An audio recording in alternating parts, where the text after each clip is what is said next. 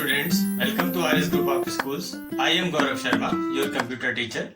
Today we are going to discuss about the topic classification of computer software and file extensions.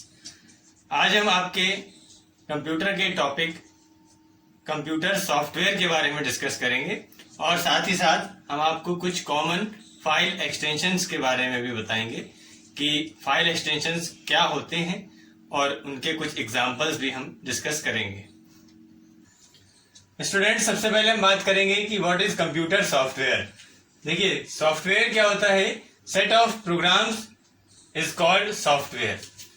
जब हम बहुत सारे computer programs का एक कलेक्शन करते हैं तो वो हमारा एक सॉफ्टवेयर का रूप ले लेता है। सॉफ्टवेयर कंप्यूटर के हार्डवेयर पार्ट को चलाने के लिए कंपलसरी होता है।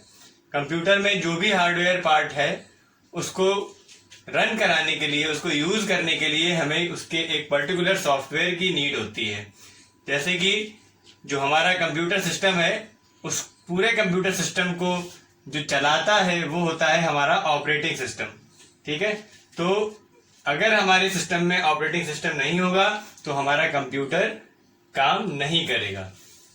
तो यहाँ पर हमने इसको कैटेगराइज किया है 3 पार्ट्स में: system software, utility software and application software. तो सिस्टम सॉफ्टवेयर की हम बात करेंगे। सिस्टम सॉफ्टवेयर कौन से सॉफ्टवेयर होते हैं? ये सिस्टम सॉफ्टवेयर जो होते हैं वो होते हैं set of programs that are used to control the operations of a computer system. जो सिस्टम सॉफ्टवेयर हमारे होते हैं वो ऐसे कंप्यूटर प्रोग्राम्स होते हैं जो कि हमारे कंप्यूटर सिस्टम के ऑपरेशंस को परफॉर्म कराने में मदद करते हैं। इसमें इनको भी कैटेगराइज किया गया है कंपाइलर एंड इंटरप्रेटर में, असेंबलर एंड ऑपरेटिंग सिस्टम। तो ये हमारे सिस्टम सॉफ्टवेयर को यहाँ पर कैटेगराइजेशन किया गया है। तो देखिए, आपको बताया कि सिस्टम सॉफ्टवेयर वो सॉफ्टवेयर है जो हमारे कंप्यूटर के ऑपरेशंस जो भी होते हैं, हमारे कंप्यूटर सिस्टम में जो भी ऑपरेशंस परफॉर्म हो रहे हैं उन सभी को ऑपरेट करने के लिए सिस्टम सॉफ्टवेयर का यूज करते हैं। तो किस टाइप के ऑपरेशंस होते हैं? जैसे कि यहाँ पर कंपाइलर और इंटरप्रेटर के बारे में अगर हम बात करें तो कंपाइलर का वर्क होता है हमारी लैंग्वेज को, मतलब यूजर की लैंग्वेज को कंप्यूटर की लैंग्वेज में कन्वर्ट करना।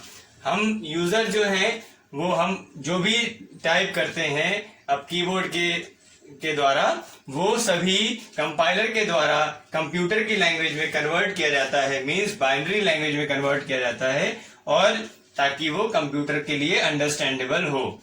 इसी तरीके से इंटरप्रेटर भी हमारी लैंग्वेज को, यूजर की लैंग्वेज को कंप्यूटर की लैंग्वेज में कन्वर्ट करता है। दोनों में डिफरेंस इतना होता है कि ये होल प्रोग्राम को एक बार में कन्वर्ट करता है और ये इंटरप्रेटर जो होता है वो हमारे जो भी हम लोग उसमें मैसेज देते हैं उसको लाइन बाय लाइन कन्वर्ट करता है। असेंबलर जो होता है वो असेंबली लैंग्वेज को कन्वर्ट करता है मशीन लैंग्वेज में। ठीक है, इसी तरीके से हमारा ऑपरेटिंग सिस्टम की हमने अभी आपको बात बताई कि ऑपरेटिंग सिस्टम जो होता है हमारे कंप्यूटर सिस्टम को ऑपरेट करने के लिए मैंडेटरी सॉफ्टवेयर होता है। इसके बिना हमारा कंप्यूटर सिस्टम वर्क नहीं करता है। ठीक, इसका एग्जांपल जैसे कि हम लोग जब अपना सिस्टम ऑन करते हैं तो उस पर लिख करके आता है विंडोज एक्सपी, विंडोज 7, लाइनक्स, जो भी ऑपरेटिंग सिस्टम हमारे कंप्यूटर सिस्टम में पड़ा है उसका नेम लिख करके आता है कंप्यूटर स्टार्ट करते वक्त। तो जो वो नेम लिख करके आ रहा है वही हमारा ऑपरेटिंग सिस्टम सॉफ्टवेयर है और उसका वर्क क्या है? हमारे कंप्यूटर को चलाना, मीन्स कंप्यूटर से जितनी भी डिवाइसेस कनेक्टेड हैं उन सभी को ऑपरेट करना, और साथ ही साथ जो भी एप्लीकेशन सॉफ्टवेयर हमारे कंप्यूटर में होते हैं उन सबको भी चलाने के लिए प्लेटफॉर्म ऑपरेटिंग सिस्टम ही प्रोवाइड कराता है। अब हम बात करते हैं एप्लीकेशन सॉफ्टवेयर की। तो एप्लीकेशन सॉफ्टवेयर वो सॉफ्टवेयर होते हैं जो कि हमारे किसी एक पर्टिकुलर स्पेसिफिक टास्क को परफॉर्म कराने के लिए बनाए जाते हैं। ठीक है, तो देखिए ये इनको भी 2 पार्ट्स में कैटेगराइज किया गया है: general purpose software and customize software. देखिए, जनरल पर्पस सॉफ्टवेयर का मीन्स क्या होता है कि ये सॉफ्टवेयर जो हैं हमारे पहले से तैयार करके रखे हुए हैं और जब हमको जरूरत होती है तो इनको हम इंस्टॉल करते हैं और यूज करते हैं। फॉर एग्जांपल, हमारे पास MS ऑफिस, आपने नाम सुना होगा, माइक्रोसॉफ्ट ऑफिस सॉफ्टवेयर का, जिसको कि हम यूज करते हैं। उसमें से बहुत सारे उसके अंदर प्रोग्राम्स होते हैं, जैसे MS word, MS excel, MS power point.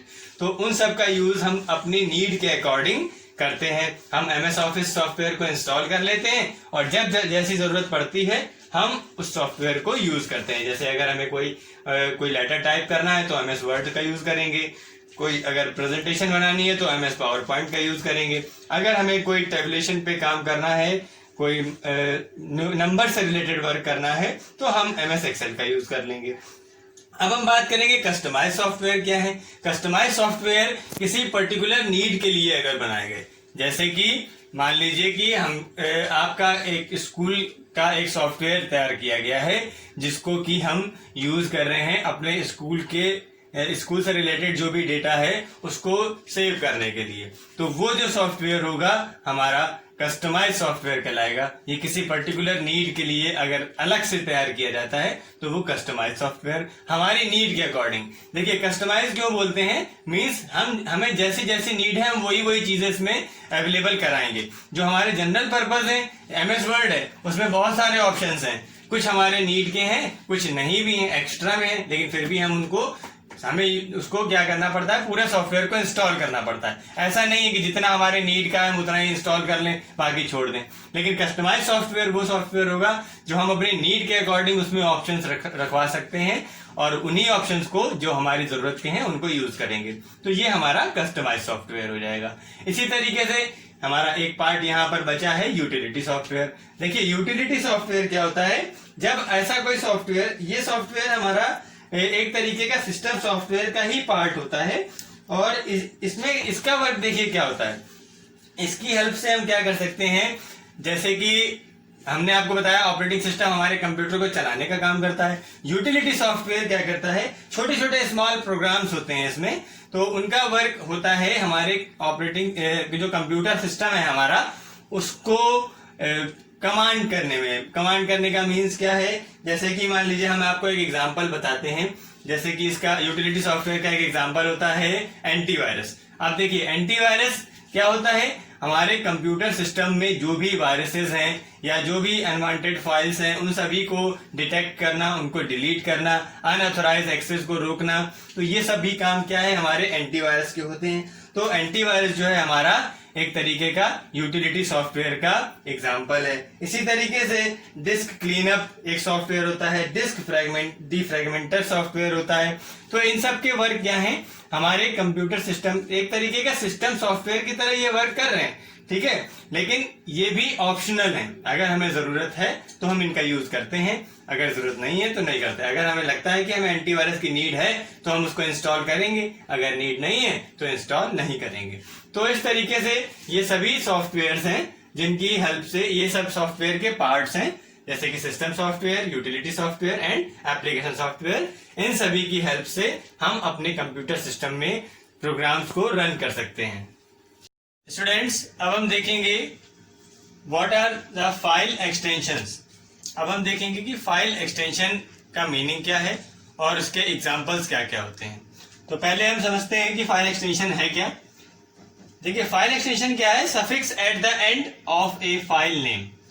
File extension जो एक्चुअल में होता है वो हमारी फाइल के नेम के एंड में एक सफिक्स करके छोटे साइज में ऐसे स्मॉल लेटर्स में लिखा हुआ मिलता है हमें।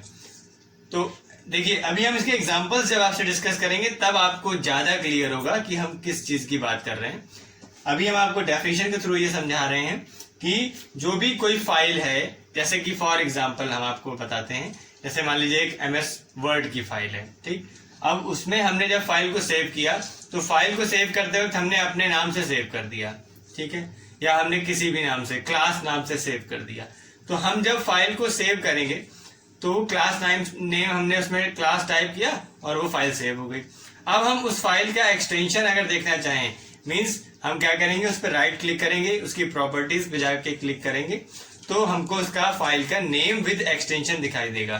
तो वहां पर हमने तो सिर्फ लिखा था वहां पर क्या, क्लास, फाइल का नेम दिया था क्लास, और यहाँ पर एक्चुअल में हुआ क्या कि फाइल का नेम और उसका एक्सटेंशन दोनों अपने आप उसमें ऐड होकर के आ जाएंगे। तो क्या हो जाएगा, जब हम प्रॉपर्टीज में जाके उसका फाइल नेम चेक करेंगे तो वहां पर दिखाएगा class.doc।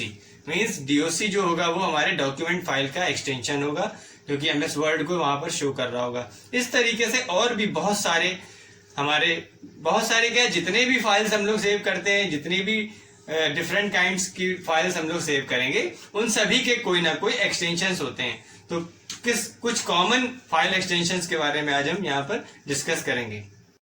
Students, these are some examples of common file extensions.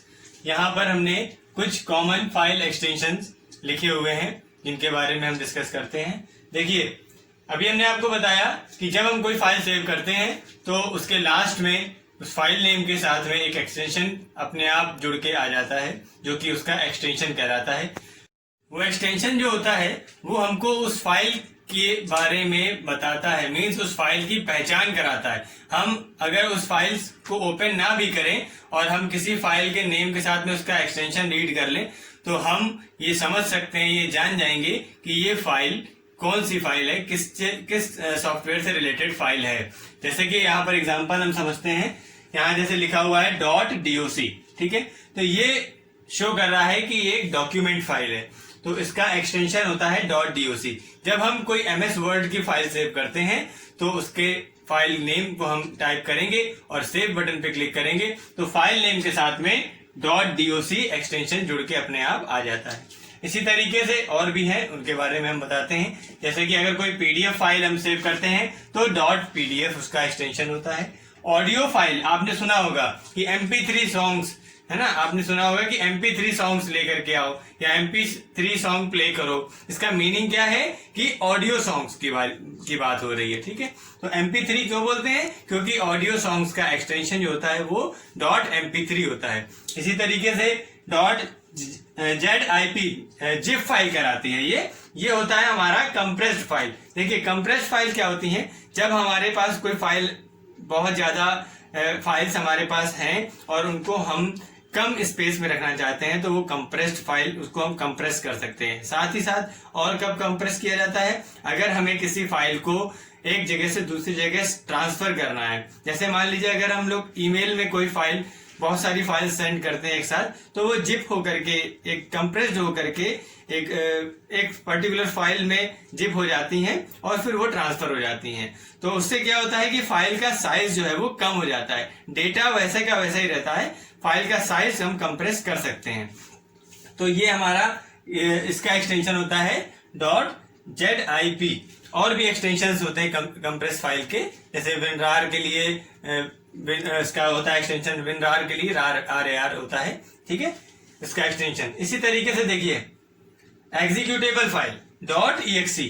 अगर हम कोई सॉफ्टवेयर से रिलेटेड फाइल बनाते हैं, जैसे कि मान लीजिए हमने कोई गेम अपने इंटरनेट से डाउनलोड किया या कहीं से हम कोई गेम की फाइल लेकर के आए हैं, अब उस गेम को हम अपने सिस्टम पे इंस्टॉल कर रहे हैं, तो वो अगर कोई फाइल हमको अपने सिस्टम पे इंस्टॉल होने के लिए अलाउ कर रही है तो वो एक तरीके की एग्जीक्यूटेबल फाइल होगी, तो उसका एक्सटेंशन होता है .exe। इसी तरीके से इमेज फाइल, ठीक, जैसे अभी हमने बात करी MP3 फाइल की, ऑडियो फाइल की, उसी तरीके से अगर हम किसी इमेज की बात करते हैं तो उसका एक्सटेंशन होता है .jpeg या .jpg भी इसको बोल सकते हैं, दोनों में से कुछ भी, दोनों ही कॉमन, एक ही चीज होता है, ठीक है।